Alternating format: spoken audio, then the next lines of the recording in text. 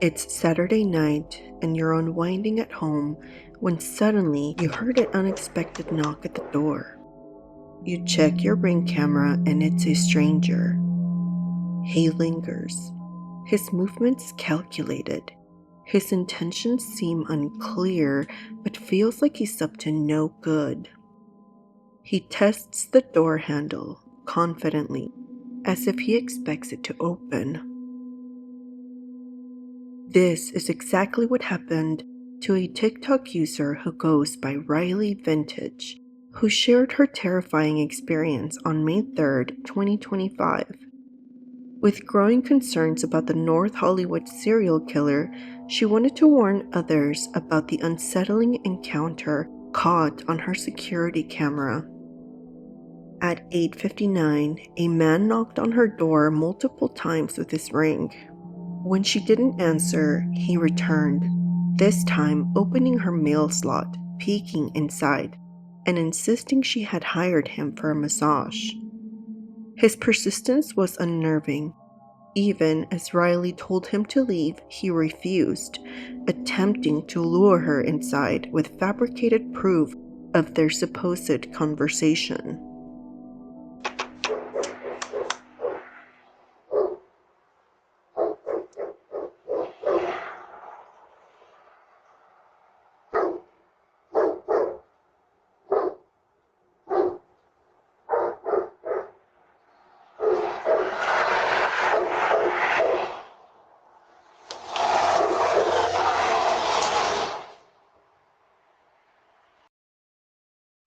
Hello? Hi. Hi. I showed up. You hired me. You're the one that hired me, right? You hired me, right? You hired me, right? You hired me for a massage. Are you serious? Look, I can show you the address. And the messages.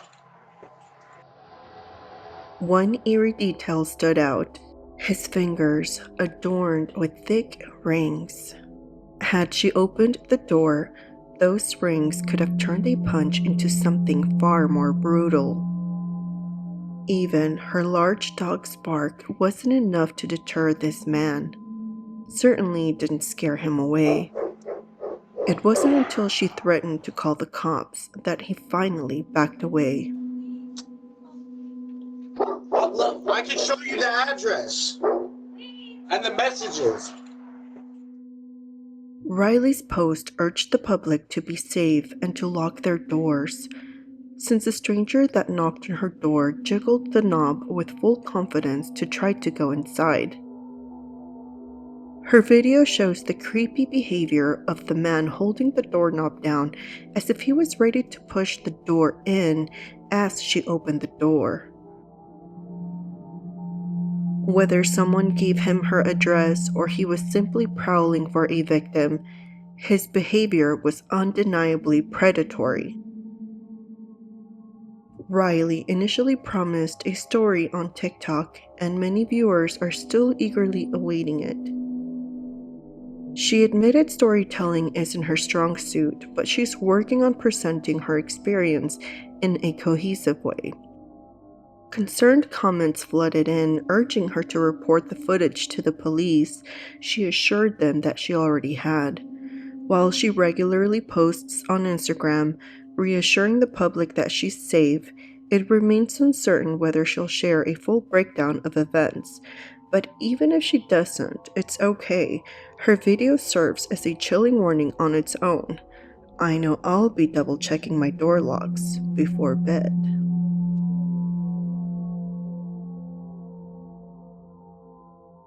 Thinking about this news and I'm terrified. It could be me.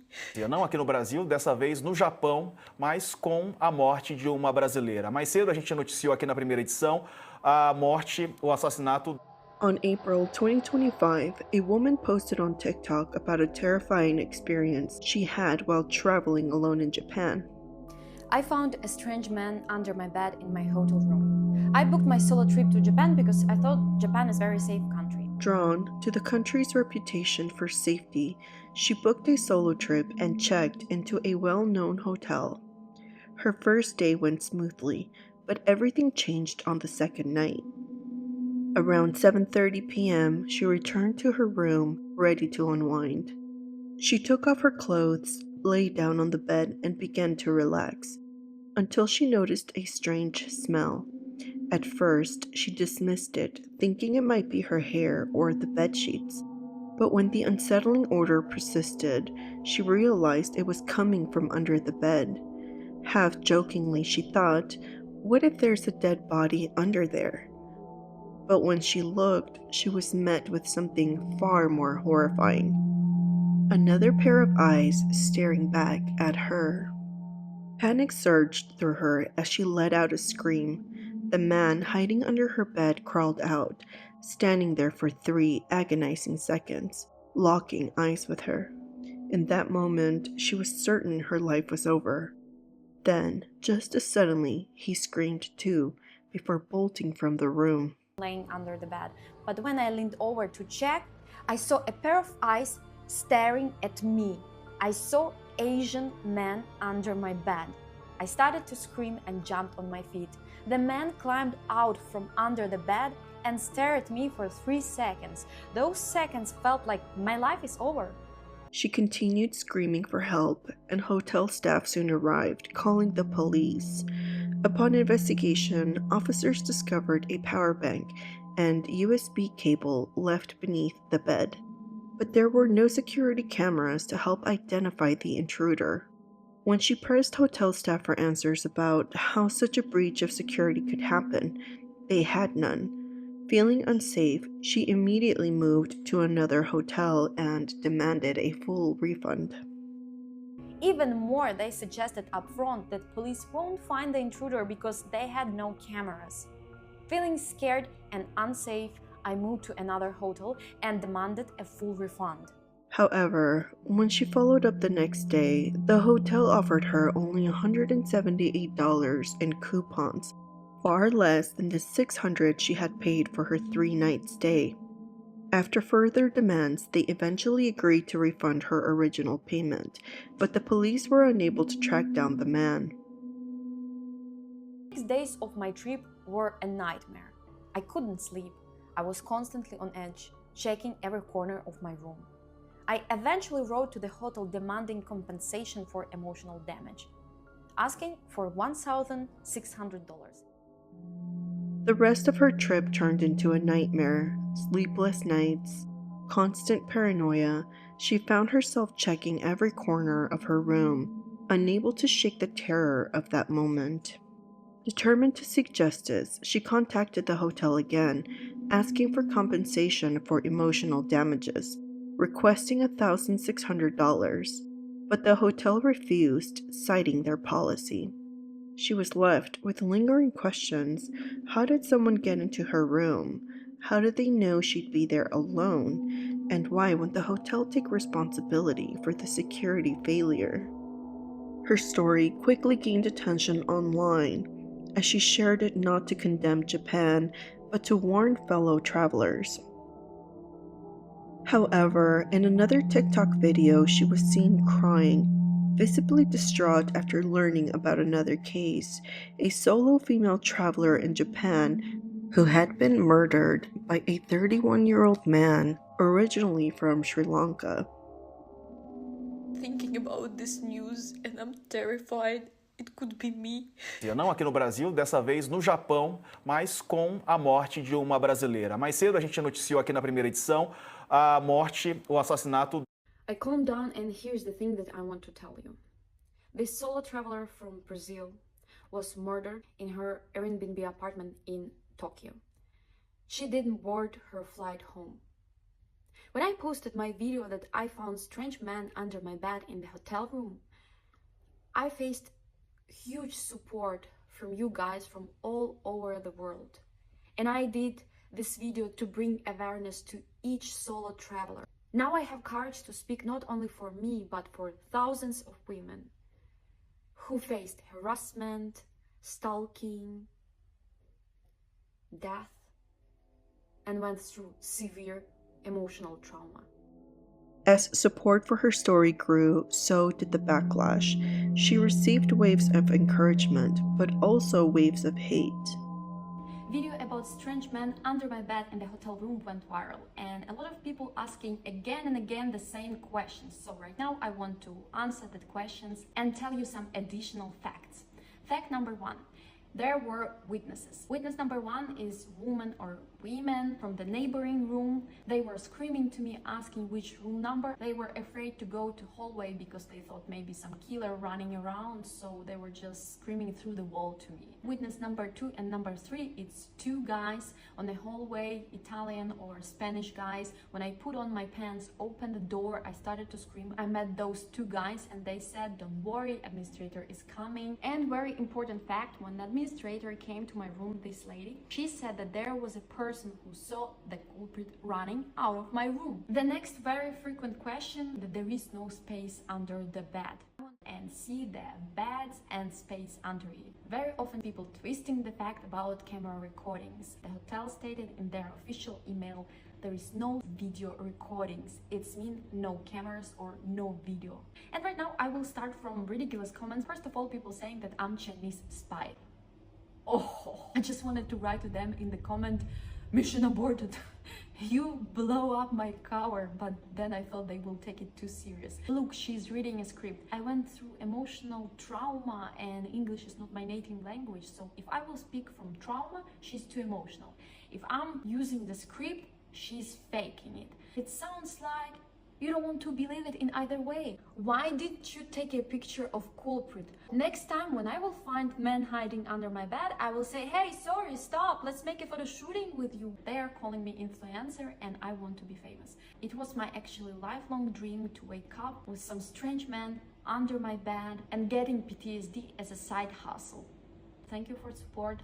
Travel safe, post bold, and take no nonsense.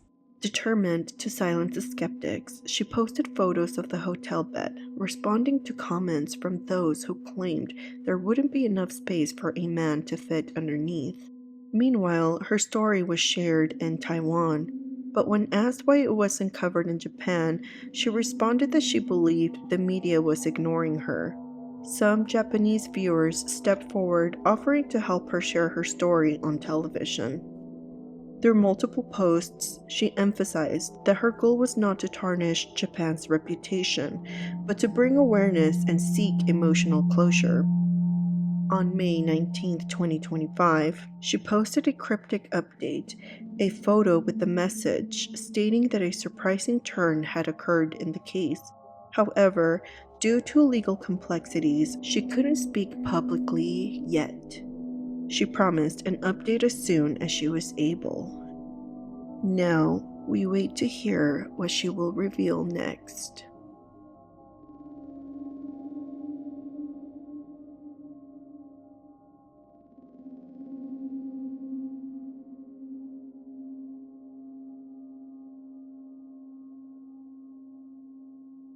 Amanda Borges de Silva, a vibrant Brazilian influencer and devoted Formula One fan, arrived in Japan in April, eager to experience the Suzuka Grand Prix.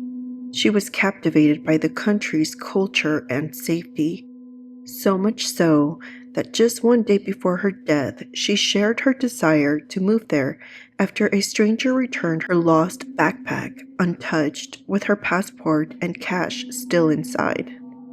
But on May 1st, the dream she had embraced so wholeheartedly came to a horrifying end.